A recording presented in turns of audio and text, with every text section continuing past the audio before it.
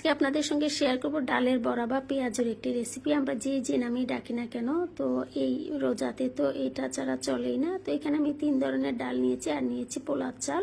সবগুলো উপকরণ এখন আমি একসাথে দিয়ে ভালোভাবে ধুয়ে নিয়েছি। আর ধোয়ার পরে এটাকে কিন্তু শুকিয়ে ব্লেন্ডার করে রাখা যায়, যেটা শুকনো গুঁড়ো থাকে। আর এটাকে আমি ভালোভাবে ধুয়ে এখন আমি ভিজা অবস্থায় ব্লেন্ডার করে নিয়েছি। আর এমনভাবে করেছি যেন একটু দানা দানা থাকে, একদম মিহি না।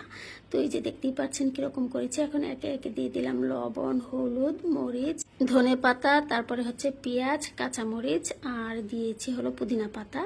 আর সব উপকরণ দিয়ে অল্প পরিমাণে এটাতে আমি আদা ব্যবহার করেছি, সেটা স্কিপ হয়ে গিয়েছে। এখন ভালোভাবে মাখিয়ে এটাকে আমি এখন তেলে ভেজে নেব। আর এটা আমি একটু বেশি পরিমাণ মাখিয়ে নিয়েছি। এটা আমি যতটুকু লাগে আমি ভেজে নেব, আর বাকিটা আমি ফ্রিজে রেখে দেবো। পরবর্তীতে বের করে আমি এটাকে ভেজে নেব। আর এই যে দেখতেই পাচ্ছেন এখন আমি ডুবো তেলে এটা ভেজে নিলাম। এভাবে ডালের বড়া বা পেঁয়াজটা বানালে কিন্তু অনেকক্ষণ পর্যন্ত মুচমুচে থাকে। ধন্যবাদ সবাইকে সাথে থাকার জন্য। আল্লাহ হাফেজ।